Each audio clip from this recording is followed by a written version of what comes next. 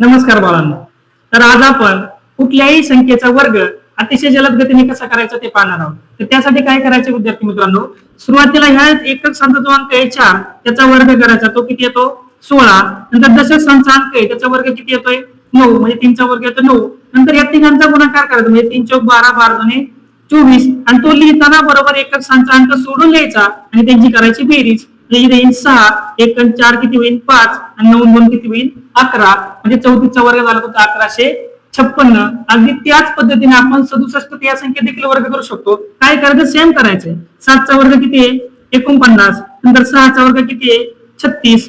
त्याच पद्धतीने लिहिले आणि त्यानंतर काय करायचं? त्यांचा गुणाकार करायचा आहे. 6 7 42, 42 दुणे 84. हा लिहिताना मात्र बरोबर एकक संख्या अंक सोडून लिहायचा आणि करायची बेरीज. 9 4 आणि 4 8, 8 आणि 6 14. हा चाल 1 इथे किती होईल? 3 आणि 1 4. म्हणजे 67चा वर्ग किती झाला? 4889.